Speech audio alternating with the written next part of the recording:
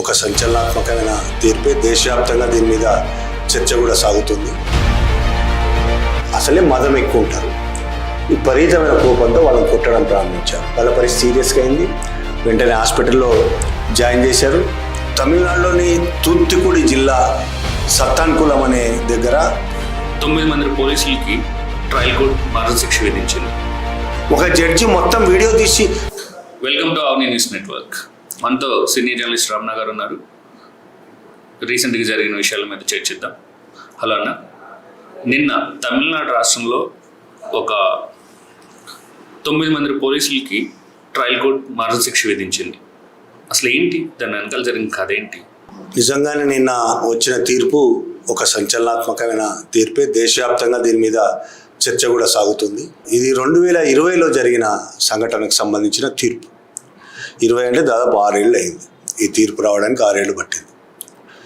2020 June 19వ తేదీ అంటే ఇప్పుడు కరోనా సీవియర్గా ఉన్న టైము, లాక్డౌన్ నడుస్తున్న టైము. తమిళనాడులోని తూత్తుకుడి జిల్లా సత్తాన్కులం అనే దగ్గర ఒక మొబైల్ షాప్ నడుపుతున్న జయరాజ్ అనే అతనికి 59 ఏళ్ళు అప్పటికి. జయరాజ్, అతని కొడుకు బెనిక్స్, ఇద్దరు. బెనిక్స్కు 31 ఏళ్ళు. జయరాజ్కి 3 ఆడపిల్లలు, భార్య, బెనిక్స్ కొడుకు, మొత్తం 6 కుటుంబం. ఆ కుటుంబం మొత్తం ఆ మొబైల్ షాప్ మీద ఆధారపడి బతుకుతున్నది. ఆ రోజు సత్తాన్కులం పోలీసులు బయలుదేరారు జీబ్లో. చెక్కింగ్ చేసుకుంటూ వెళ్తే ఈ షాప్ తెరిచి ఉన్నది. చాలా కొంత టైం ఉంటుంది, ఈవినింగ్ టైము, సాయంత్రం టైము. మూయాల్సిన సమయాన్ని అప్పుడు ప్రభుత్వం ప్రకటించింది. అది తెరిచున్నది. ఆ షాప్ దగ్గరికి వెళ్ళారు పోలీసులు. ఎందుకు ఇంకా తెరిచున్న, మూసేయాలని పోలీసులు చెప్పారు. అప్పటికి ఇంకా నిజానికి టైం కాలే, మూయాల్సిన టైం కాలేదు. జయరాజ్ అదే చెప్పాడు, ఇంకా టైం కాలేదు కాబట్టి మూసేయించాలి. వీళ్ళు డబ్బులు అడిగారు పోలీసులు. డబ్బులు అడిగితే డబ్బులు ఎందుకు ఇవ్వాలి, నేనేమి చట్ట వ్యతిరేకంగా చేయట్లేదు, చట్ట ప్రకారం చేస్తున్నాను జయరాజు మాట్లాడాడు. పోలీసులకు జయరాజుకు తీవ్రంగా వాగ్వాదం జరిగింది. పక్కనే బెనిక్స్ కూడా ఉన్నాడు, కొడుకు. వాళ్ళిద్దరూ ఈ పోలీసులు చాలా తీవ్రంగా వాగ్వాదం అయింది. పోలీసులు అక్కడనే వాళ్ళిద్దరిని పట్టుకెళ్ళి జీబులో వేసి పోలీస్ స్టేషన్ పట్టుకెళ్ళారు. పోలీస్ స్టేషన్ పట్టుకెళ్ళిన తర్వాత కూడా వాళ్ళ మధ్య వాగ్వాదం జరిగింది. నేను చట్ట ప్రకారమే ఎంతవరకు ఉండాలో అంతవరకే మొబైల్ షాపు తెరిచి ఉంచాను, అంతకుమించి చేయలేదు. మీరు డబ్బులు అడిగితే నేను డబ్బులు ఇవ్వాల్సిన అవసరం లేదని చెప్తున్నాను. దాంతో విపరీత అహంకారంతో ఉన్న పోలీసులకు వీళ్ళు ఇచ్చిన జవాబులతో అసలే మదం ఎక్కువ ఉంటారు. విపరీతమైన కోపంతో వాళ్ళని కొట్టడం ప్రారంభించారు. రాత్రి 8:30కు మొదలుపెట్టిన కొట్టుడు తీవ్రమైన చిత్రహింసలు, లాఠీలతో కొట్టారు. రకరకాల పద్ధతుల్లో పోలీసులందరూ, సిఐఎస్ఐలతో సహా. రక్తాలు గారాయి, శరీరం అంతా రక్తం అయిపోయింది, బట్టలు రక్తం అయిపోయి, గోడల మీద కూడా రక్తాలు పడ్డాయి. అంత దారుణంగా కొట్టారు. ఆ తర్వాత పోలీసులందరూ కలిపి లాకప్లో నెత్తురు దుడిచేశారు. గోడలకున్న నెత్తురు దుడిచేసి, తలుపుల మీద కూడా నెత్తురు పడ్డది. ఆ నెత్తురు దుడిచేసి వీళ్ళ బట్టలు మార్చేశారు. బట్టలు మార్చేసి నెక్స్ట్ డే వీళ్ళను ముందు డాక్టర్ దగ్గరికి కోర్టుకు తీసుకెళ్లే ముందు డాక్టర్ దగ్గరికి తీసుకెళ్ళడం అనేది సహజం. డాక్టర్ దగ్గర తీసుకెళ్లారు. డాక్టర్ దగ్గర తీసుకెళ్ళిన తర్వాత జడ్జి ఇంటికి తీసుకెళ్లారు. అప్పుడు ఇళ్లలోనే జరిగిన కోవిడ్ టైం కాబట్టి అప్పటికే వీళ్ళు నడవలేని పరిస్థితిలో ఉన్నారు. వీళ్ళిద్దరూ కూర్చోలేని పరిస్థితిలో కూడా ఉంది.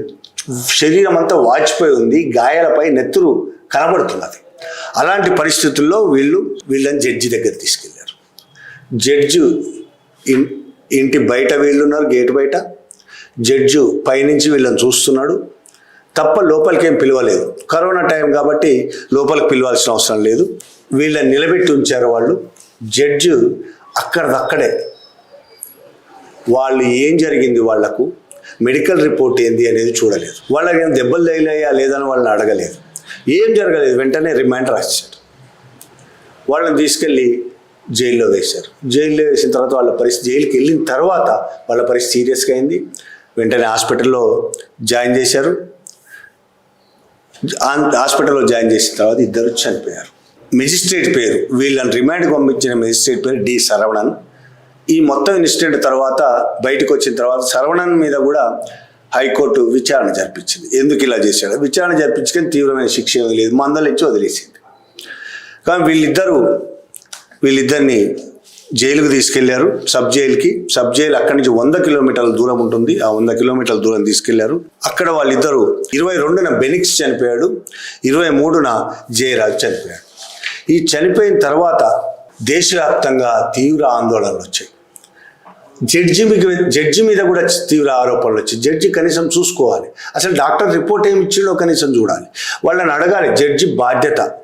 పోలీసులు ఎవరైనా తీసుకొచ్చారు జడ్జి దగ్గరికంటే వాళ్ళని అడగాలి, పోలీసులు కొట్టారా, తిట్టారా, ఏం చేశారని అడగాల్సిన బాధ్యత కూడా మర్చిపోయి జడ్జి పట్టించుకోలేదు. దాంతో తీవ్రమైన జడ్జి మీద విమర్శలు వచ్చాయి, పోలీసుల మీద విమర్శలు వచ్చాయి, దేశవ్యాప్తంగా ఆందోళన వచ్చాయి. తమిళనాడులో కరోనా టైంలో కూడా రోడ్డు ఎక్కారు జనం. దాంతో పోలీసులు ఎఫ్ఐఆర్ నమోదు చేశారు కానీ మర్డర్ కేసుగా నమోదు చేయలేదు, పోలీసుల మీద కేసు పెట్టకుండా అసహజ మరణం అనే కేసు పెట్టేసి ఎఫ్ఐఆర్ నమోదు చేసి దాంతో మరింత సీరియస్ అయింది. పెద్ద ఎత్తున ఆందోళన రావడంతో దేశవ్యాప్తంగా పబ్లిక్ ఒత్తిడి, మీడియాలో ప్రచారం, దీంతో సిబిసిఐడి ఎంక్వైరీ స్టార్ట్ చేయించింది ప్రభుత్వం. సిబిసిఐడి రాష్ట్రానికి సంబంధించిన సిబిసిఐడి ఎంక్వైరీ. ఆ సిబిసిఐడి ఎఫ్ఐఆర్ని మార్చి మర్డర్గా మరిన్ని సెక్షన్లు జోడించి మర్డర్గా డిక్లేర్ చేసింది. అయినా ఆగలేదు ఆందోళనలు, చాలా సీరియస్ ఆందోళనలు కొనసాగుతూనే ఉన్నాయి. ప్రజల ఒత్తిడి తీవ్రంగా ఉంది. రాజకీయ నాయకులు ఏం మాట్లాడట్లేదు, ప్రతిపక్షాలు ఏమో మాట్లాడుతున్నాయి కానీ ఏఐడిఎంకే ప్రభుత్వం అప్పుడు ప్రతిపక్షాలు మాట్లాడుతున్నాయి కానీ పెద్దగా సీరియస్ విషయంగా తీసుకోలేదు. కానీ ప్రజలు పెద్ద ఎత్తున దీని మీద కసితో ఉన్నారు, చాలా కోపంగా ఉన్నారు పోలీసులతో. దాంతో మద్రాస్ హైకోర్టు దీన్ని సుమోటోగా తీసుకొని ఈ కేసును సిబిఐకి అప్పచెప్పింది. ఆ తర్వాత ఈ కేసు విచారణ ప్రారంభమైంది. సిబిఐకి అప్పచెప్పిన తర్వాత దాదాపు 2020న సిబిఐకి అప్పచెప్పారు. 20 జూన్లో మొత్తం ఈ కేసు జూన్ 2020న స్టార్ట్ అయింది. ఇప్పుడు 2026 మార్చ్ వరకు కేసు నడిచింది. ఏప్రిల్ 7 నిన్న కేసు తీర్పు వచ్చింది. Madurai first additional district and session judge G Muthukumar తీర్పు చెప్తే ఇది రేరెస్ట్ ఆఫ్ రేర్ కేసు కాబట్టి వీళ్ళకి యావజ్జీవ కారాగార శిక్ష సరిపోదు, ఉరి శిక్షనే, ఒక ఉరి శిక్ష కాదు 2 ఉరి శిక్షలు విధించాడు. ఇది దేశవ్యాప్తంగా ఈ తీర్పు మరొకరిని ఈ విధమైన నేరాలు చేయడానికి భయపడే పరిస్థితి ఉండాలి కాబట్టి ఈ తీర్పు ఇస్తున్నా అని చెప్పాడు. మొత్తం 10 మంది పోలీస్ అధికారులు, అందులో విచారణ జరుగుతుండగానే స్పెషల్ సబ్ ఇన్స్పెక్టర్ పాల్దురై కోవిడ్-19 టైంలోనే చనిపోయాడు. కోవిడ్ సమయంలో మిగతా 9 మందికి 2 మరణశిక్షలు విధించారు. అందులో inspector S Sridhar, sub inspector Raghu Ganesh, ఇంకో sub inspector Balakrishnan, head constable Murugan, మరో head constable Samadurai, constable Muthuraj, Chelladurai, Thomas Francis, Velumuthu, వీళ్ళకి 2 మరణశిక్షలు విధించాడు. అయితే ఇది ట్రయల్ కోర్టు తీర్పు మాత్రమే, మదురై ట్రయల్ కోర్టు ఇచ్చిన తీర్పు మాత్రమే. ఇంకా చాలా కోర్టులని పైకి వెళ్ళడానికి చాలా సమయం ఉంది. సుప్రీంకోర్టు దాకా వెళ్తుంది ఖచ్చితంగా ఈ కేసు. వాళ్ళని చిన్న వ్యక్తులు ఏం కాదు, వాళ్ళకు పోలీస్ డిపార్ట్మెంటు మద్దతు కూడా ఉంది. చిన్న వ్యక్తులు పై దాకా వెళ్తుంది. అప్పటి వరకు ఈ మరణశిక్షలు ఉంటాయా ఉండవా, చివరి కోర్టు మళ్ళీ కేసు మొత్తం ఏ కోర్టు అయినా మధ్యలోనో చివరిలోనో కొట్టేస్తుందా ఉంటుందా అనేది ఇప్పుడే మనం చెప్పలేము. అయితే అన్న ఈ కేసులో కీలక సాక్షిగా ఒక లేడీ కానిస్టేబుల్ ఉంది అనే విషయం బయటకు వచ్చింది. అసలు ఆమె కథ ఈ మొత్తం కేసులో నిజంగా శిక్ష పడడానికి సిబిఐ కృషి చేసింది ఒకటి, శిక్ష పడడానికి హెడ్ కానిస్టేబుల్ రేవతి ప్రధాన కారణం. హెడ్ కానిస్టేబుల్ రేవతి కనుక ధైర్యం చేసి నిజాయితీగా తన మనసు నమ్మినట్టు ముందుకు రాకపోతే ఈ శిక్ష పడే పరిస్థితి లేదు. ఆ రోజు జయరాజ్ను ఆయన కొడుకును పోలీస్ స్టేషన్ తీసుకొచ్చినప్పటి నుంచి హెడ్ కానిస్టేబుల్ రేవతి స్టేషన్లోనే ఉన్నది. ఆమెకు ఆ డ్యూటీ ఉన్నది, స్టేషన్లో ఉన్నది. వాళ్ళిద్దరిని కొడుతున్నప్పటి నుంచి ఆమె చూస్తున్నది, రక్తాలు గారుతుండగా చూస్తున్నది. ఆమె హృదయం చాలాసార్లు చెప్పింది ఆమె ఇంటర్వ్యూల్లో, ఆమె ఏడుపు వస్తున్నది. ఆమె కొడుతుంటే వాళ్ళ అరుపులు వింటూ ఉంటే ఏడుపు వస్తున్నది. రక్తాలు గోడ మీద చిల్లుతున్నాయి, రక్తాలు ఈయన కొడుతూ ఉంటే గోడ మీద చిల్లుతున్నాయి రక్తాలు, తలుపుల మీద రక్తాలు చిల్లుతున్నాయి. ఈమె చూస్తున్నది. మధ్యలో కొట్టడం ఆపి బయటకు వచ్చిన వెంటనే ఈమె మంచినీళ్ళు ఇస్తున్నది వాళ్ళకి. ఆ తర్వాత మళ్ళీ వెళ్ళి వీళ్ళు కొడుతున్నారు. పొద్దున 3 గంటల తర్వాత కూడా 8:30కు మొదలు పెడితే తెల్లారగట్ల 3-4 దాకా కొడుతూనే ఉన్నారు. చాలా దారుణమైన హింస. వాళ్ళ కసి అంతా ఎన్ని రోజుల కసి, వాళ్ళ ఇళ్లలో ఉన్న కసియా, బయట సమాజం మీద కసియా, అధికారుల మీద కసియా, వాళ్ళు ఆ క్రూరంగా తయారైన ఆ పోలీసులు వాళ్ళని చాలా దారుణంగా హింసలు పెడతారు. 3rd డిగ్రీ భయంకరమైన 3rd డిగ్రీ. ఆ మొత్తం చూసిన ఆమె స్వయంగా తనకు తాను మెజిస్ట్రేట్ దగ్గరికి వెళ్ళి తను ఏమేం చూసిందో మొత్తం చెప్పింది. చెప్పడమే కాకుండా పోలీసులందరినీ ఆమెకు వీళ్ళు వీళ్ళు వీళ్ళు వీళ్ళు కొట్టింది అనేది కూడా చెప్పింది. అందరి గురించి చెప్పింది. ఆమె తర్వాత ఆమె మీద పైనుంచి పై అధికారుల బెదిరింపులు వచ్చినాయి. ఉద్యోగాలను పీకేస్తామని చెప్పాను, డిస్మిస్ చేస్తామని చెప్పాను, బెదిరించారు. బయట నుంచి బెదిరింపులు వచ్చినాయి, ఫోన్ బెదిరింపులు వస్తాయి, హత్య చేస్తామని బెదిరింపులు వచ్చినాయి, రకరకాల బెదిరింపులు వచ్చినాయి. ఆమె భర్త కొద్ది రోజులు అండర్ గ్రౌండ్ ఉండాల్సిన పరిస్థితి వచ్చింది. ఈ కేసు సాక్షిగా ఆమె మారిన తర్వాత భర్త ఆమె అండర్ గ్రౌండ్ ఉండాల్సిన పరిస్థితి వచ్చింది. ఈ పరిస్థితుల్లో మెజిస్ట్రేట్ కోర్టు ఆమెకు రక్షణ కల్పిస్తూ ఆమె ఇంటి దగ్గర పోలీసులు పెట్టారు. కొంతకాలం ఆమె లీవ్లో ఉన్నది. పోలీస్ స్టేషన్కి వస్తే ఆమెను ఏం చేస్తారు అనే అంత భయంకరమైన పరిస్థితి కల్పించారు పోలీసులు. ఆ తర్వాత ఆమె చాలా టీవీ ఛానళ్లకు ఇంటర్వ్యూలు ఇచ్చింది. ఇంటర్వ్యూలు అంటే ఆమె మొహం కనిపిస్తూ ఇవ్వలేదు, ఫోన్ ఇన్లు ఇచ్చింది, ఫోన్లో ఇంటర్వ్యూలు ఇచ్చింది. ఆమె భర్త ఇంటర్వ్యూలు ఇచ్చారు. చాలామందికి ఏం జరిగింది ఆ రోజు అనేది చాలామందికి ఇంటర్వ్యూలు ఇచ్చారు. అప్పుడు అప్పటి సోషల్ మీడియాలో మిగతా దేశం అంతా ఆమెను చాలా మెచ్చుకుంది. ఆమె ధైర్యాన్ని కూడా మెచ్చుకుంది. అయినా ఆమె నిలబడడానికి ఆమె మనస్సాక్షి ఒక్కటే కారణం. ఆమె చాలా వివరాలు చెప్పింది మెజిస్ట్రేట్కు. మొదటి అంతస్తులో ఉన్న టేబుల్ మీద పడ్డ రక్తం మరకలను మెజిస్ట్రేట్కు చూపించింది. మొత్తం తుడిచేశారు వాళ్ళు. తుడిచేసిన అక్కడక్కడ మిగిలిపోయిన రక్తం మరకలను ఆమె చూపించింది. గోడల మీద తుడిచేసిన ఇంకా మిగిలిపోయిన రక్తం మరకలను మెజిస్ట్రేట్కు ఆమె చూపించింది. అంత ధైర్యంగా ఆమె చేయడం వల్లనే కేసు ఇక్కడి వరకు వచ్చింది. ఆమె మాట్లాడిన మాటలు చాలా చాలా ఇంటర్వ్యూల్లో என்னோட மனசாட்சிப்படி நான் வந்து இது சொன்னேன். என்னோட ரிப்போர்ட் இது வந்து நான் எங்கனாலும் சொல்ல, மற்றபடி வேற ஒன்றும் இல்லை. నా ఉద్యోగం పట్ల నిజాయితీగా ఉండాలని అనుకున్నాను కాబట్టి ఇంతగా సాక్ష్యం చెప్పగలిగాను అని ఆమె చెప్పింది. ఆమె భర్త కూడా చాలాసార్లు ఆమె ఆ రక్తాన్ని, ఆ రోజు జరిగిన భయంకరమైన హింసను, ఆ రక్తాన్ని, ఆ టార్చర్ని చూసి భరించలేకపోయింది, నిద్రపోలేకపోయింది. ఇంటికి వచ్చి కొద్ది రోజుల పాటు ఆమెకు నిద్ర లేదు. ఆమె అల్లకల్లోలంగా జీవించింది. ఆమె దాంతోనే మనస్సాక్షికి ఎదురు నిలవలేక ఆమె జడ్జి దగ్గరికి వెళ్ళి నిజాలను చెప్పింది అనేది భర్త కూడా చెప్పాడు. அடியை பார்த்தோன்னே வர்ற ரத்தத்தை பார்த்தோன்னே அவளுக்குள்ளே இருக்கிறதுக்கே மனசு இல்லை. அப்போ நான் இதனால உனக்கு வேலைக்கு என்ன பிரச்சனை வந்தாலும் நான் இருக்கேன் உனக்கு வந்து. அதனால் அன்றைக்கி என்ன நடந்துச்சு அதை அப்படியே சொல்லுவேன். இதே இது வந்து இப்போ இதே பிரச்சனை இதே இப்படி விட்டோம்னா நாளைக்கு எனக்கு 2 பிள்ளைகள் இருக்குது வந்து. இதே என் பிள்ளைக்கு நாளைக்கு வரும்போது நாளைக்கு இதே மாதிரி தான் போகும் வந்து. ஒன்றுமே இல்லாமல் தானே போகும் வந்து. எனக்கு மனசு ரொம்ப சந்தோஷமாக இருக்குது. எனக்கான என் மனைவி வந்து இன்னும் மன உணர்ச்சியில் உட்காந்துட்டு இருக்கேன் வந்து. இதனால் உயர் அதினால எங்களுக்கு வந்து இது டார்ச்சர் வருமோ, மக்கள் வந்து பிரச்சனை வருமோ, அந்த ஒரு மன உணர்ச்சியில் அப்படி உட்காந்துட்டு இருக்காங்க. ఇలా ఇంత దుర్మార్గమైన క్రూరమైన పోలీసులు ఉన్న చోట, ఒకే పోలీస్ స్టేషన్లో 10 మంది పోలీసులు ఉన్న చోట రేవతి లాంటి వాళ్ళు కూడా ఉంటారు. మొత్తం పోలీస్ వ్యవస్థ అతి క్రూరంగా, అతి దుర్మార్గంగా, నిజంగా చెప్పాలంటే కొంతమంది హెడ్డింగులు కూడా పెడతారు, రాక్షసులు అని. రాక్షసులకు శిక్ష పడిందని. భారతదేశంలోని పోలీస్ వ్యవస్థ ఇంత రాక్షసంగా ఉన్నా, ఇంత దుర్మార్గంగా, ఇంత క్రూరంగా ఉన్నా పోలీసులు రేవతి లాంటి వాళ్ళు కూడా ఇంకా ఉన్నారు. కాబట్టి ఎంతో కొంత పోలీస్ వ్యవస్థ మీద కొంత మేరకైనా నమ్మకం కలుగుతుంది. అసలు ఎందుకు పోలీస్ వ్యవస్థ ఇంత క్రూరంగా తయారైందంట? ఖచ్చితంగా దీని గురించి చాలా రిపోర్ట్లు వచ్చాయి.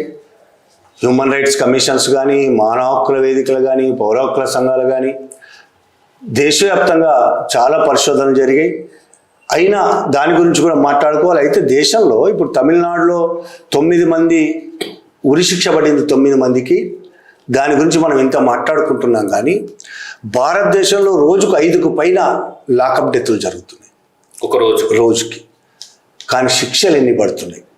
2010-20 నేషనల్ క్యాంపెయిన్ అగేన్స్ట్ టార్చర్ అనే సంస్థ నివేదిక ప్రకారం 2010-20 మధ్యలో సగటున రోజుకు 5 మరణాలు. పోలీసులు కావచ్చు, పోలీస్ స్టేషన్ కావచ్చు, జైలు కావచ్చు, రోజుకు 5 మరణాలు. 2020-26లో కోవిడ్ సమయంలో కూడా ఈ మర్డర్స్ తగ్గలేదు. 2020-21 నుంచి 21-22 అంటే 2020 నుంచి 2022 దాకా 4,484 కేసులు రిజిస్టర్డ్ కేసులు. ఇది ఎవరో ప్రకటించింది కాదు, కేంద్ర హోమ్ మినిస్ట్రీ ప్రకటించింది. ఇంతమంది మర్డర్ అయ్యారు. లాకప్ డెత్, దీన్ని మర్డర్ అంటే పోలీసులు ఒప్పుకోరు. లాకప్ డెత్ అన్నా తప్పనిసరి పరిస్థితుల్లో ఒప్పుకుంటారు, కానీ లాకప్ డెత్ అంటే ఎలాగైనా జరగచ్చు. చాలా చోట్ల వాళ్ళే ఆత్మహత్య చేసుకున్నారని చెప్పడానికి ప్రయత్నం జరుగుతుంది. గత 10-15 ఏళ్లలో సగటున సంవత్సరానికి 1,500 నుంచి 2,500 మంది చనిపోయారు పోలీస్ స్టేషన్లలో. ఇన్ని మర్డర్లు జరుగుతుంటే, ఇన్ని హత్యలు పోలీసులు చేస్తూ ఉంటే, పోలీసుల మీద కేసులు పెట్టినా సరే కన్విక్షన్స్ రేట్ ఎంత ఉంది, అసలు ఎంతమంది శిక్షలు పడుతున్నాయి? 20 ఏళ్లలో కేవలం 26 మంది పోలీసులు మాత్రమే శిక్షించబడ్డారు. 26 మంది మాత్రమే. ఇన్ని వేలాది మంది చనిపోయారు పోలీస్ స్టేషన్లో, లాకప్ డెత్లో, పోలీసుల చేతుల్లో హింస భరించలేక చనిపోయిన వాళ్ళే, హింసతో చనిపోయిన వాళ్ళే, మొత్తం పోలీసుల హింసలకు చనిపోయిన వాళ్ళే. ఇన్ని వేల మంది, ఇన్ని వందల మంది ఉంటే, ఇన్ని కేసులు ఉంటే, వేల కేసులు ఉంటే 26 మందికి మాత్రమే శిక్ష పడిందిగా. అంటే 9 మందికి ఉరిశిక్ష వేశారనేది మనం ఆనందంగా ఫీల్ అవుతున్నాం, కానీ ఉరిశిక్ష అసలు ఏ శిక్ష పడకుండా మర్డర్లు చేసి హ్యాపీగా తిరిగే పోలీసులు ఎక్కువ మంది ఉన్నారు. బ్రదర్హుడ్ ఆఫ్ సైలెన్స్ అంటారు దీన్ని. పోలీసులను రక్షించడానికి, తమ వాళ్ళని రక్షించడానికి చాలా తీవ్రంగా ప్రయత్నం చేస్తుంటారు. అందులో భాగంగానే ఎవరికి శిక్షలు పడవు. దేశవ్యాప్తంగా మన దగ్గర తెలంగాణ, ఏపీ 2021-25 మధ్యలో తెలంగాణలో 12 లాకప్ డెత్లు అయ్యాయి. 12. ఏపీలో 11 అయినాయి లాకప్. ఈ మధ్య కూడా లాకప్ డెత్లు అయినాయి 2026. NHRC డేటా ప్రకారం 2011-2022లో 1,107 పోలీస్ కస్టడీ డెత్లు, దీంట్లో ఒక్క పోలీసు అంటే 1,107 పోలీస్ కస్టడీ డెత్లు జరిగితే ఒక్క పోలీసు కూడా కన్విక్ట్ కాదు, ఒక్కరి మీద కూడా శిక్ష పడలేదు. ఇది మనం ముందు తెలుసుకోవాల్సింది. తర్వాత మీరు ఇందాక అడిగిన ప్రశ్న, ఎందుకు వీళ్ళు ఈ విధంగా తయారవుతున్నారు? వీళ్ళు ఈ విధంగా తయారవడానికి పుట్టుకతో పోలీసులు అందరూ దుర్మార్గులు కాదు. పుట్టుకతో వీళ్ళు ఈ విధంగా తయారవడానికి 3 కారణాలు అనేది human rights watch status of policing India, human rights watch status and policing in India report 2025, NHRC. అదే కాకుండా ఇంకా వివిధ అధ్యయనాల ప్రకారం మనం చూస్తే వీళ్ళు ఈ విధంగా తయారవడానికి ప్రధానంగా 3 కారణాలు. ప్రధాన కారణం, ఫస్ట్ కారణం పోలీస్ ట్రైనింగ్. పోలీస్ ట్రైనింగ్లోనే వీళ్ళు ఈ విధంగా క్రూరంగా, దుర్మార్గంగా, హింసాత్మకంగా, రాక్షసులుగా మారగడానికి పోలీస్ ట్రైనింగ్ ఒక కారణం. రెండోది వ్యవస్థ, టోటల్ వ్యవస్థ వాళ్ళు ఈ విధంగా మార్చడానికి కారణం. మూడోది రాజకీయ నాయకులు, రాజకీయ వ్యవస్థ. ఈ 3 కారణాలు వాళ్ళు ఈ విధంగా మారడానికి కారణాలు. ఇందులో ఒక్కొక్కటి ఏ విధంగా అనేది మనం చాలా వివరంగా మాట్లాడుకోవాలి. ట్రైనింగ్లోనే పోలీసులు వర్సెస్ ప్రజలు, వాళ్ళు వర్సెస్ మనము అనేది నేర్పిస్తారు. వాళ్ళంటే ఎవరు? ప్రజలు వర్సెస్ పోలీసులు. ప్రజల కోసం పనిచేయాల్సిన పోలీసులు, ప్రజల ట్యాక్స్లతో, ప్రజలు కట్టే పన్నులతో జీతాలు తీసుకునే పోలీసులు, చట్ట ప్రకారం, రాజ్యాంగం ప్రకారం పోలీసులు ప్రజలకు జవాబుదారి. ప్రజలే పై అధికారులు అంటే ఎవరు? ప్రజలు. అంతే కదా. కానీ వాళ్ళు నేర్చుకునేది ఫస్ట్ ట్రైనింగ్లో వాళ్ళు వర్సెస్ మనము, అంటే ప్రజలు వర్సెస్ పోలీసులు అనేది నేర్చుకుంటారు. అక్కడే మొదలవుతుంది. Human rights, ethics, evidence based interrogation, వీటి మీద అసలు ట్రైనింగ్లోనే పెద్దగా చెప్తారు. ట్రైనింగ్లో హ్యూమన్ రైట్స్ గురించి చెప్తారు, ఎథిక్స్ గురించి చెప్తారు, ఎవిడెన్స్ బేస్డ్ ఇంట్రాగేషన్ గురించి కూడా చెప్తారు. కానీ అది హఠాహఠ కుంజరలాగా ఉంటుంది. అది ప్రధానంగా వీళ్ళకి నేర్పించేది టార్చర్ను. కన్ఫెషన్ తీసుకోవడానికి ముఖ్యమైన మార్గం టార్చర్ అనేది వీరి బుర్రల్లో ఎక్కుతుంది. కన్ఫెషన్ తీసుకోవడానికి ఎవిడెన్స్ బేస్డ్ ఇంట్రాగేషన్ అనేది వాళ్ళ బుర్రలో ఎక్కదు. వాళ్ళ ట్రైనింగ్లో వాళ్ళకి ఎక్కిచ్చేది టార్చర్. వాళ్ళని కన్ఫెస్ చేయించాలంటే నువ్వు టార్చర్ చేయాలనేది వాళ్ళ బుర్రలో ఎక్కుతుంది. ట్రైనింగ్లో భాగం ఇది. ఇంకొకటి 2025లో వచ్చిన రిపోర్టు ప్రకారము 55% పోలీసులు సర్వే జరిపిన సర్వే వచ్చిన రిపోర్టు 55% పోలీసులు టార్చర్ అనేది తమ జాబులో అతి ముఖ్యమైన భాగం అని నమ్ముతున్నారు. పోలీసులు నమ్ముతున్నారు. టార్చర్ అనేది తమ డ్యూటీలో ముఖ్యమైన భాగం అని పోలీసులు, ఇంతకంటే దుర్మార్గం ఇంకేమైనా ఉంటుందా? టార్చర్ అనేది ముఖ్యమైన భాగం అనేది పోలీసులు నమ్ముతుంటారు. అంటే ట్రైనింగ్ అలాగా ఇస్తుండ్రు. వాళ్ళ ట్రైనింగ్ సమయంలోనే అధికారాన్ని కాపాడడం అనేది ప్రముఖంగా ఉంటుంది. అధికారాన్ని కాపాడడం అంటే అధికారం ఈజ్ ఈక్వల్ హింస. అధికారాన్ని కాపాడడం అంటే హింస ప్రయోగించడం అనే విషయాన్ని వాళ్ళ బుర్రల్లోకి ఎక్కిస్తారు. అధికారాన్ని కాపాడడమే వాళ్ళ ప్రధాన లక్ష్యం, ప్రజలను కాపాడడం కాదు. అధికారంలో ఉన్న వాళ్ళని కాపాడడం, అధికారాన్ని కాపాడడం. అధికారంలో ఉన్న వాళ్ళంటే మనం మామూలు దృష్టిలో చూస్తే రాజకీయ నాయకులే కనబడతారు, అంతేకాదు అధికారంలో ఉన్న వాళ్ళని అంటే ఈ వ్యవస్థను నడిపిస్తున్న వాళ్ళు ఎవరైనా కావచ్చు, కార్పొరేట్ కంపెనీలు కావచ్చు, పెద్ద పెద్ద భూస్వాములు కావచ్చు, ఎవరైనా కావచ్చు, వాళ్ళను కాపాడడమే తమ విధి. వాళ్ళని కాపాడాలంటే వాళ్ళకు వ్యతిరేకుల మీద హింసను ప్రయోగించాలని వాళ్ళ బుర్రల్లో ఎక్కిస్తారు. అలా తయారవ్వడానికి వీళ్ళ ట్రైనింగ్ తర్వాత ఉద్యోగంలో చేరిన 2-3 ఏళ్లలో వీరు పవర్ డ్రంక్ అవుతారు. అంత దారుణంగా పవర్ వీళ్ళ మెదడులోకి ఎక్కిపోతుంది. ఇది ఇప్పటికీ బ్రిటిష్ వలస అవశేషాలు ఇంకా మనం వదలలేదు. బ్రిటిష్ వలస కాలంలో ఉన్న చట్టాలనే కొనసాగిస్తూ, ఒక చట్టాలు కొనసాగించడం, ఆ మనస్తత్వాన్ని కూడా కొనసాగిస్తున్నాం. ఇప్పటికీ 1861 పోలీస్ యాక్ట్ ఇప్పటికీ మనం కొనసాగిస్తున్నాం. పోలీసులను ప్రజాసేవకులుగా కాకుండా పవర్ టూల్గా ఈ చట్టం చూస్తుంది. పవర్ టూల్, పవర్ని కాపాడడానికి ఉపయోగించే ఒక పవర్ టూల్గా మాత్రమే ఇది చూస్తుంది. ప్రజాసేవకులుగా చూడదు. పోలీసులు కూడా అలాగా ఫీల్ అవుతారు. అధిక పవరు వీళ్ళకిచ్చే, పోలీసులకు ఇచ్చే ఒక అధికారం, అధిక పవర్. ప్రశ్నించడు, ప్రశ్న ఉండదు, అధిక పవర్ ఇస్తారు. ఇవన్నీ జరిగితే కాపాడే వాళ్ళు కూడా ఉంటారు. ప్లస్ విచక్షణ అనే ఒక చిన్న మాట, పోలీసులు సొంత విచక్షణతో పనిచేయాలి అనే మాట వింటూ ఉంటాం కదా. ఆ విచక్షణ అనేది అది 2 వైపులా పదునున్న కత్తి లాంటిది. విచక్షణ మంచికి పనిచేస్తుంది, చెడుకు పనిచేస్తుంది. ఈ అధికారం, అధిక పవరు ప్లస్ విచక్షణ కలిపితే ఎఫ్ఐఆర్ నమోదు చేయకపోవడం కావచ్చు, టార్చర్లు చేయడం కావచ్చు, బూటకపు ఎన్కౌంటర్లు చేయడం కావచ్చు, బెదిరించడం కావచ్చు, దాడులు చేయడం కావచ్చు, అనేక రకాల హింసలు, ఇవన్నీ ఇందులోనే ఇమిడున్నాయి. ఆ ట్రైనింగ్లోనే ఇవన్నీ నేర్పిస్తారు. దీనితో పాటు పని ఒత్తిడి, దాదాపు 10-12 గంటలు, ఇంకో కొంతమంది 15 గంటలు కూడా పనిచేస్తారు. సెలవులు ఉండవు. పని చేయిస్తే ఇష్టం వచ్చినట్టు పని చేస్తారు. అలాగే వాళ్ళ పద్ధతి ఉంది. ఇప్పుడు కొంత తగ్గినట్టున్నది కానీ ఎస్పీలను దొరలు అని పిలువడే పద్ధతి ఉంది. పైవాళ్ళు భూస్వాములు, దొరలు, అలా కిందికి వస్తుంటే మన కుల వ్యవస్థ లాగే, మన కుల వ్యవస్థ నిచ్చెన మెట్ల కుల వ్యవస్థ ఎలాగో పోలీసు వ్యవస్థలు కూడా అలాగే ఉంటుంది.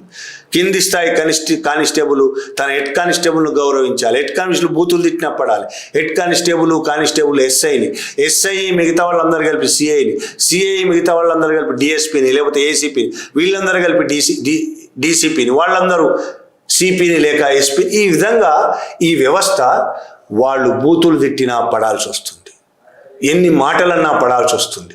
చాలా ఒక రకమైన మానసిక హింసకు లోనవుతారు. ఒకవైపు కుటుంబంతో గడపలేరు, టైం అంతా దీని మీదనే గడిచిపోతుంది, కుటుంబంతో గడపలేరు. చాలా ఫ్రస్ట్రేషన్ ఉంటుంది వాళ్ళలో. ఆ ఫ్రస్ట్రేషన్ ఈ కల్పించిన అధికారం, వాళ్ళ పై అధికారుల దగ్గర వీళ్ళ అధికారం చెల్లదు, ప్రజల మీద చాలా ఈజీగా చూపించగలుగుతారు. కాబట్టి ఫ్రస్ట్రేషన్ అంతా అలా ప్రజల మీద చూపిస్తూ ఉంటారు. అట్లా తయారవుతుంది. దాంతోపాటు వాళ్లకు పని కొలమానాలు అనేది ఇంకొక చాలా ముఖ్యమైన విషయం. పని కొలమానాలు అంటే వాళ్ళు ఏ విధంగా పనిచేస్తున్నారని బట్టి ప్రమోషన్స్ ఉంటాయి, రివార్డులు ఉంటాయి. అవన్నీ ఈ పని అంటే ఏంటి, ఏం కొలమానము? వచ్చిన కేసు పూర్తి చేయాలి, కేసులు ఎన్ని పూర్తి చేస్తారు, ఎన్ని కేసులు అత్యంత తక్కువ టైంలో పూర్తి చేస్తారు అనే ఒత్తిడి విపరీతంగా ఉంటుంది ఈ కొలమానాల వల్ల. ఇన్సిడెంట్ జరిగిన అరెస్టులు, కేసులు పూర్తి చేయాలి, ఇవే కదా వాళ్ళ పని అంతా. కేసులు పూర్తి తొందరగా చేయాలంటే ఏం చేయాలి?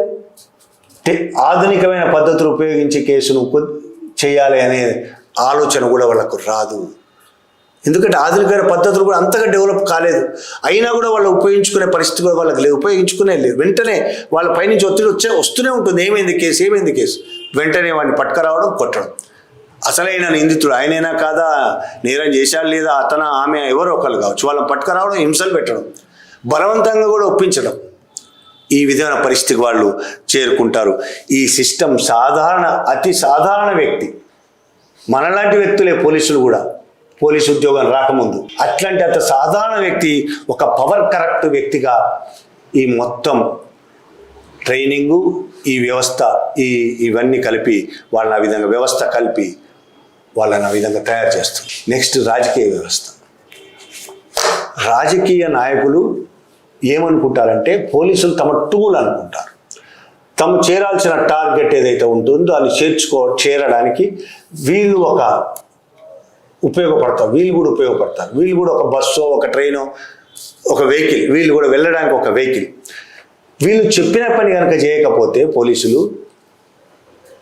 రిమోట్ ఏరియాలకు ట్రాన్స్ఫర్లు చేయడం, ఏరియాలు కట్ చేయడం, రకరకాల హింసలు పెడతారు రాజకీయ నాయకులు. కాబట్టి రాజకీయ నాయకులు చెప్పిందల్లా వినాలి. రాజకీయ నాయకులు చెప్పిందే కాదు, రాజకీయ నాయకుల భార్యలు, రాజకీయ నాయకుల భర్తలు, రాజకీయ నాయకుల పిల్లలు, రాజకీయ నాయకుల పనుపరుచులు, రాజకీయ నాయకుల కుక్కలు, ఎవరు చెప్తే కుక్క ముడ్డి కూడా అడగాలి వీళ్ళు పోలీస్ కానిస్టేబుల్ వెళ్ళి. ఎవరు ఏది చెప్పినా చేయాల్సిన పరిస్థితి. ఒకవేళ చెయ్యము, మా డ్యూటీలో అది భాగం కాదు, మేము నిజాయితీగా చేస్తాము అంటే వాళ్ళ ఇష్టం వచ్చిన చోట ట్రాన్స్ఫర్లు ఉంటాయి, వాళ్ళకి అనేక రకాల బెదిరింపులు ఉంటాయి, ప్రమోషన్లు రావు, ఇన్ని ఉంటాయి. అలాగే దానివల్ల పోలీసులు రాజకీయ నాయకులు చెప్పినట్టు వింటుంటారు.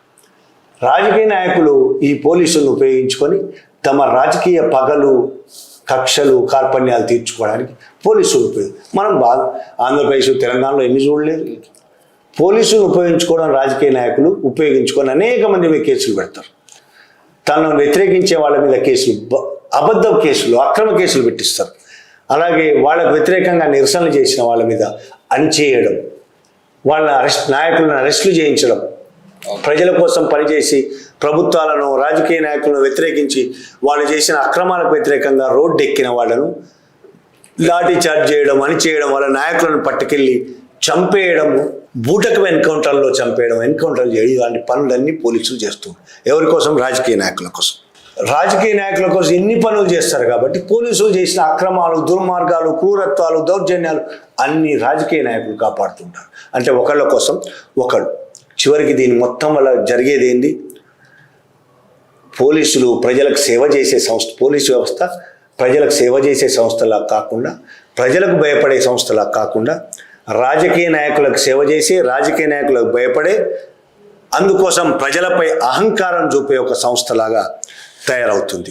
ఫలితంగా 2-3 ఏళ్లలో ఇందాకే చెప్పినట్టు ఒక సాధారణ వ్యక్తి అత్యంత క్రూరుడుగా పోలీస్ డిపార్ట్మెంట్లో చేరిన తర్వాత 2-3 ఏళ్లలో అత్యంత క్రూరుడుగా, అత్యంత అహంకారిగా మారిపోతాడు.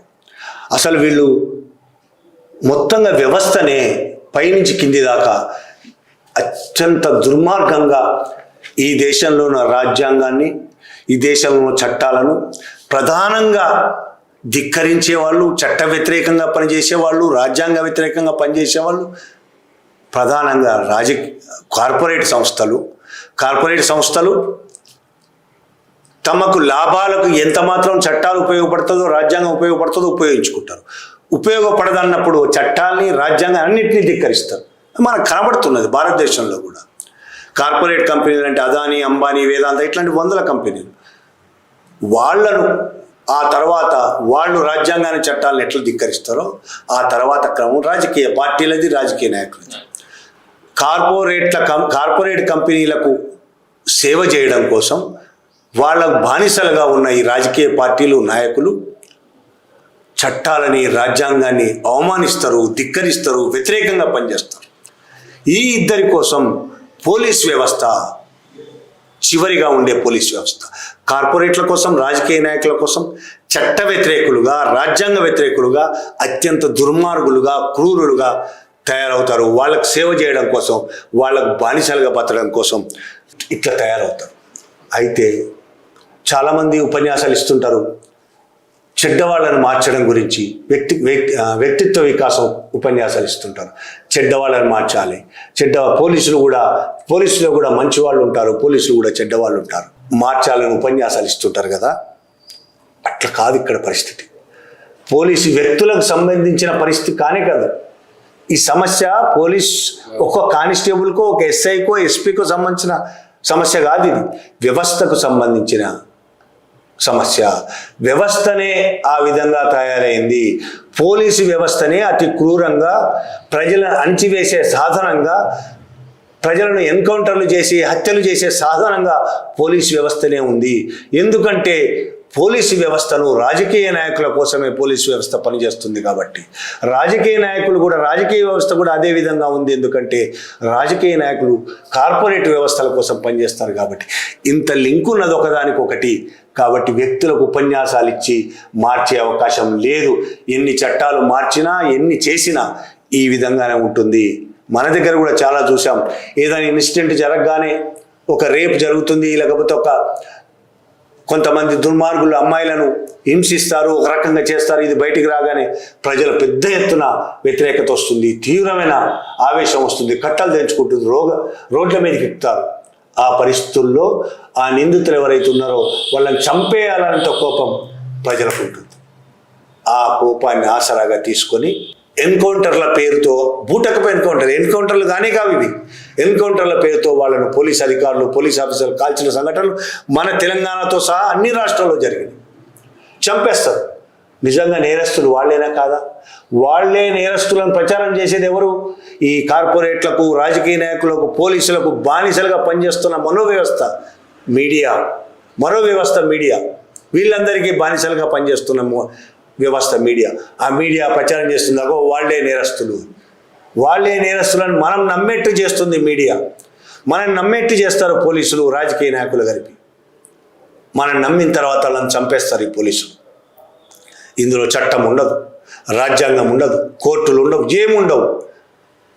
వాళ్ళే నేరారోపణ చేస్తారు, వాళ్ళే ఎఫ్ఐఆర్ రాస్తారు, వాళ్ళే శిక్షలు విధిస్తారు. ఈ మధ్య కొన్ని రాష్ట్రాలలో ఎన్కౌంటర్ల కంటే కూడా చెరువుల్లో మునిగి చనిపోవడం అది కూడా జరుగుతుంది. ఏపీలో ఇది ఈ మధ్య కొత్తగా కనిపెట్టారు పోలీసులు. ఎన్కౌంటర్లు చేస్తే కేసులు నమోదు చేస్తారు, విచారణ చేస్తే ఏం రాదు. మనకు కనబడుతుంది దిశ తర్వాత జరిగిన ఎన్కౌంటర్ ఏం పడితే ఏం జరిగింది, ఏం జరగదు ఏమి. పోలీసు అధికారులు చాలా ధీమాగా, పోలీసులు ఇప్పుడు ఈ తమిళనాడు పోలీసులు 9 మంది ఊహించి ఉండరు వాళ్ళకి మరణశిక్ష పడుతుందని. ఆ రేవతి మూలాన కొంత పడింది. చాలా ఆ రాష్ట్ర ప్రభుత్వము ఒక పార్టీది, కేంద్ర ప్రభుత్వం ఇంకో పార్టీది కాబట్టి సిబిఐ విచారణ జరిగింది. కానీ లేకపోతే అసలు పోలీసులకు శిక్ష పడడం ఏంది? ఇందాకే చెప్పుకున్నాం, చాలా తక్కువ శిక్షలు పడుతున్నాయి. పోలీసులకు పడవు అసలు శిక్షలు. చాలా ధీమాగా ఉంటారు. మమ్మల్ని పోలీసు పై అధికారులు కాపాడుతారు, రాజకీయ నాయకులు ఈ వ్యవస్థే మమ్మల్ని కాపాడుతారు. ఎంక్వైరీ చేసేది కూడా పోలీసే కాబట్టి ఏ శిక్షలు పడవని తెలిసినా అంత ఎంక్వైరీ దాకా ఎందుకు పోవాలి? చెరువులో పడి చచ్చిపోతాడు, సింపుల్, శిక్ష పడ్డట్టే. ఆ విధమైన ఒక దుర్మార్గమైన కుట్రకు లేవదీయడం ఇది. నిజంగా అతను నేరస్తుడా కాదా తేల్చాల్సింది ఎవరు? ప్రజలమైన మనమా? ఎఫ్ఐఆర్ మాత్రమే బుక్ చేయాల్సిన బాధ్యత ఉన్న పోలీసుల, విచారణ చేసి ఎఫ్ఐఆర్ బుక్ చేయాల్సిన బాధ్యత ఉన్న పోలీసుల, న్యాయ వ్యవస్థ ఎందుకు రద్దు చేసి పడేస్తే అయిపోతుంది ఇక భారతదేశంలో. ఇంకోటి, పోలీసులు ప్రతి ఎన్కౌంటర్లో కూడా పోలీసుల నుంచి వెపన్స్ గుంజుకుంటున్నారు. ఎవరైతే నిందితుడు గుంజుకొని వాళ్ళ మీద దాడికి ప్రయత్నించడం అంటే పోలీస్ ట్రైనింగ్ అంత వీక్గా ఉందనుకోవాలా, లేదా వాళ్ళ వెపన్స్ గుంజుకునేంత తేలికగా పోలీసులు అనుకోవాలి? ఇది మొదటి, ఇప్పుడు కొత్తగా కాదు ఈ కథ. అంటే మా చిన్నప్పటి నుంచి కూడా ఇదే కథ, బ్రిటిష్ వాళ్ళ కాలం నుంచే ఉంది. కథలు ఉన్నాయి, బ్రిటిష్ వాళ్ళు నేర్పించిన పోయి అదే వలసవాదం, ఆ వలస అవశేషాలు ఇవన్నీ సీతారామరాజు కాలం నుంచి ఉంది. అలాగే బూటకం ఎన్కౌంటర్లో కట్టేసి కాల్ చేశారు అంతే. అట్లనే మొత్తం ఇప్పటికీ నడుస్తుంది. ఒక కథ సృష్టించాలి కాబట్టి కథ సృష్టించి ఒక గాడిదను గేదె అని నమ్మించడానికి ఒక కథ చెప్పాలి. ఆ కథ మనోళ్ళు నిజంగానే చాలామంది నమ్ముతారేమో, కానీ పోలీసులు చెప్పే కథ మాత్రం ఎవరు నమ్మరు. నమ్మే పరిస్థితి ఒకప్పుడు నమ్మేవాళ్ళు, ఇప్పుడు ఎవరు నమ్మరు. ఎన్కౌంటర్ అంటే ఇప్పుడు అర్థం బూటకపు ఎన్కౌంటర్నే, కట్టేసి కాల్చేయడము, పట్టుకొని కాల్చేయడము పోలీసులు చేశారు. ఎన్కౌంటర్ అంటే ఇప్పటి అర్థం అదే. నిజమైన అర్థం అది కాకపోవచ్చు, కానీ ఇప్పటి అర్థం అది. ఎన్కౌంటర్ జరిగిందంటే పోలీసులు ఏం చేసి ఉంటారో ప్రపంచంలో, దేశంలో ప్రతి ఒక్కరికి తెలుసు. వీళ్ళు వెళ్ళారు, వాళ్ళు గాలిస్తే వీళ్ళు ఎదురు గాల్చారు అనే కథ ఒకటైతే, వీళ్ళు నేరస్తుని పట్టుకొని వెళ్తూ ఉంటే అతను వీళ్ళ తుపాకీ లాక్కొని పారిపోయాడు. గొలుసులు కట్టేసి ఉంటాయి వెహికల్లో, పోలీసు వెహికల్లో కూర్చొని ఉంటారు, గొలుసులు కట్టేసి ఉంటాయి. వాళ్ళు తిరగబడ్డారట, వాళ్ళని కాల్చేసారట. ఆలేరు దగ్గర ఇన్సిడెంట్ మనకు గుర్తుండే ఉండాలి. వాళ్ళు ఐఎస్ఐఎస్ కాబట్టి ఐఎస్ఐ అని చెప్పేసి చెప్తున్నారు కాబట్టి ఏమైనా చేయొచ్చు. ఇక వాళ్ళ మీద ఒక పిచ్చి కుక్క అని ముద్రేసి ఎవరినైనా చంపేయచ్చు. వాళ్ళు ఐఎస్ఐ ఏజెంట్లు అని లేకపోతే ఐఎస్ఐఎస్ తీవ్రవాదులని ముద్రేసేయచ్చు, వాళ్ళు నక్సలైట్లు అని ముద్రేసేయచ్చు. వీళ్ళే డిసైడ్ చేస్తారు. ఉత్తరప్రదేశ్లో వాళ్ళు గూండాలు అని ముద్రేస్తారు. కసంగా ఉత్తరప్రదేశ్లో అయితే చాలా దుర్మార్గాన్ని కొన్ని 100 మందిని చంపేశారు. ఒక జడ్జి మొత్తం వీడియో తీసి ఒక జడ్జి స్వయంగా బయటకు విడుదల చేశాడు. జైలుకి వెళ్ళి ఒక్కొక్కళ్ళు ఎట్లెట్లా ఎన్కౌంటర్కి గురయ్యారు, కాళ్ళ మీద కాల్చారు, చేతుల మీద కాల్చారు, కొంతమంది చనిపోయారు.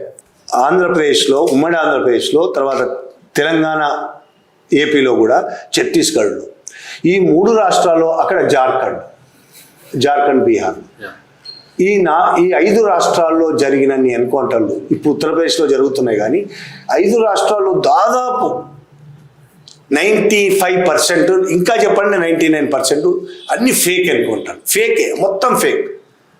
నక్సలైట్లను పట్టుకుంటారు, తీసుకొచ్చి కాల్చంపుతారు. ఒక ఊరి మీద దాడి చేస్తారు, ఆ ఊరిలో వాళ్ళకి దొరికిన వాళ్ళని పట్టుకుంటారు, ఊరి బయటికి తీసుకొచ్చి చంపేస్తారు, ఎన్కౌంటర్ అని చెప్తారు. అట్లా చాలా మన ఊళ్ళల్లో జరిగి, అడవిలో అవసరం లేదు, ఊళ్ళలో తెలంగాణ గ్రామాల్లో జరిగింది, ఆంధ్ర ప్రాంతంలో గ్రామాల్లో జరిగింది, శ్రీకాకుళం, విజయనగరం, విశాఖపట్నం గ్రామాల్లో జరిగింది, రాయలసీమ గ్రామాల్లో జరిగింది. తెలంగాణ గ్రామాల్లో అయితే 100 మందిని చంపేశారు. ఆ విధంగా ఏమన్నంటే ఎన్కౌంటర్, ఊరి మీద దాడి చేయడం, దొరికినట్టు చంపేయడం, కాల్చేసి చంపేయడం. వాళ్ళకి అధికారం ఎక్కడి నుంచి వచ్చింది? ఈ క్రూరత్వం ఎలా వచ్చిందో ఆ అధికారం కూడా అలాగే వచ్చింది. ఈ దుర్మార్గం, ఈ అహంభావం, ఈ పవర్ ఎక్కడి నుంచి వచ్చిందో అది కూడా అక్కడి నుంచే వచ్చింది. ఇలా దుర్మార్గంగా వీళ్ళు తయారవడానికి, అతి క్రూరంగా, రాక్షసులుగా, నరరూప రాక్షసులు అంటారు కదా, అట్లా నరరూప రాక్షసులుగా పోలీసులు తయారు కావడం, ఎవరొక్కళ్ళో 2 పోలీసులు తయారు కావడం కాదు. ఇది ఎవరో 4 చెడ్డోళ్ళు ఉంటే మిగతా వాళ్ళు అందరూ అంతేనా మాట్లాడుతుంటారు. మనోళ్ళు కూడా, జనాలు, అరే అందరూ అట్లా కాదు, పోలీసులు అందరూ, పోలీస్ వ్యవస్థనే అట్లాంటిది. పోలీసులు అందరూ అట్లే కాదు. ఆ వ్యవస్థలో ఎవరైనా మంచిగా ఉంటే, రేవతి లాంటి వాళ్ళు ఉంటే బతకడం కష్టం. రేవతి లాంటి వాళ్ళని ఇప్పుడంటే కోర్టు ఒక దృష్టి ఉంది, దేశ దృష్టి ఉంది కాబట్టి ఆమెను ఏం చేయరు. కానీ ఎప్పటికైనా ఆమె జీవితం ఏమవుతుందో కూడా మనం ఊహించలేము. అట్లాంటి వారు మన రాష్ట్రంలో చాలామంది ఉద్యోగాలు పోగొట్టుకున్న వాళ్ళు ఉన్నారు, ఎందుకు గతి లేకుండా చనిపోయిన వాళ్ళు ఉన్నారు. పోలీస్ వ్యవస్థలో సున్నితత్వం ఇంకా బతికుంటే, మనిషిలో సున్నితత్వం ఉంటుంది, పోలీస్ ట్రైనింగ్లో ఆ సున్నితత్వాన్ని మొత్తం నాశనం చేస్తారు. ఫస్ట్ మనసులో ఉండే సున్నితత్వాన్ని నాశనం చేస్తారు. కష్టాలను చూసి చలించే మనసు, ద్రవించే మనసు, బాధలను చూసి ద్రవించే మనసు ఉంటుంది మనిషికి, అది లేకుండా చేస్తారు. ఫస్ట్ వీళ్ళు కష్టాలు పడుతుంటే ఆనందించే మనసును తయారు చేస్తారు ట్రైనింగ్లో. ఆ ట్రైనింగ్ తర్వాత చేరిన ఉద్యోగంలో ఇక మొత్తం వ్యవస్థ కలిపి చాలా దుర్మార్గంగా తయారు. 2-3 ఏళ్లలో వచ్చిన రిపోర్టులు చూస్తే మనకు అర్థమవుతుంది. 2-3 ఏళ్లలో వాళ్ళని అత్యంత దుర్మార్గమైన, దేశంలోనే అత్యంత దుర్మార్గమైన, క్రూరమైన మనుషులుగా తయారు చేస్తున్నారు. ఈ మొత్తం 3 వ్యవస్థలు, ముందే చెప్పిన ఆ 3 వ్యవస్థ, రాజకీయ వ్యవస్థ, ట్రైనింగ్, పోలీస్ ట్రైనింగ్ 3 కలిపి ఒక వ్యక్తిని అత్యంత దుర్మార్గంగా తయారు చేస్తున్నాయి. ఒక వ్యక్తిని కాదు, మొత్తం వ్యవస్థలు కారణం దీనికి. ఆ వ్యక్తి కారణం కాదు, ఆ వ్యక్తి అలా తయారవడానికి వ్యవస్థ కారణం. మారాలంటే ఉపన్యాసాలు సరిపోవు, వ్యవస్థలు మారాలి. ఒక్క పోలీసు వ్యవస్థని ఇవాళ మార్చలేవు, టోటల్ వ్యవస్థలోనే ఆ లోపం ఉంది. భారతదేశంలో ఈరోజు నడుస్తున్న వ్యవస్థలోనే ఆ లోపం ఉంది. ఆ వ్యవస్థ మారితే తప్ప ఈ పోలీస్ వ్యవస్థ మారదు. ఆ రాజకీయ వ్యవస్థ, ఆ కార్పొరేట్ వ్యవస్థ, వీళ్ళందరినీ నడిపిస్తున్న పెట్టుబడిదారి భూస్వామ్య వ్యవస్థ మారితే తప్ప ఈ పోలీస్ వ్యవస్థ మారదు. మారనంత కాలం తూత్తుకుడి సంఘటనలు మనం చూడాల్సి వస్తూనే ఉంటుంది.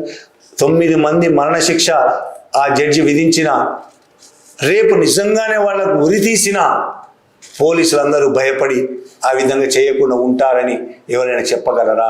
ధైర్యంగా ఎవ్వరూ చెప్పలేరు. పోలీసులు మళ్ళీ అదే విధంగా ప్రవర్తిస్తారు. ఆ విధంగా ప్రవర్తించని పరిస్థితి వాళ్ళకు కల్పిస్తుంది ఈ వ్యవస్థ. ప్రజలు కాదు, వ్యవస్థ నడిపించే వాళ్ళు కల్పిస్తారు. ప్రజలు పాపం అమాయకంగా వాళ్ళు వ్యవస్థల చేతిలో బలి అవుతున్నారు. పోలీసులు కూడా ఆ పోలీసుల చేతిలో వందలాది, వేలాది, లక్షలాది మంది ప్రజలు బలయ్యే పరిస్థితి ఉన్నది, బలి అవుతారు. ఈ వ్యవస్థ మారనంత కాలం ఇది ఇలాగే కొనసాగుతుంది. ఓకే అక్క, థ్యాంక్ యూ. మరిన్ని ఇలాంటి విశ్లేషణల కోసం అవని న్యూస్ నెట్వర్క్ని సబ్స్క్రైబ్ చేసుకోండి. தேங்க்யூ.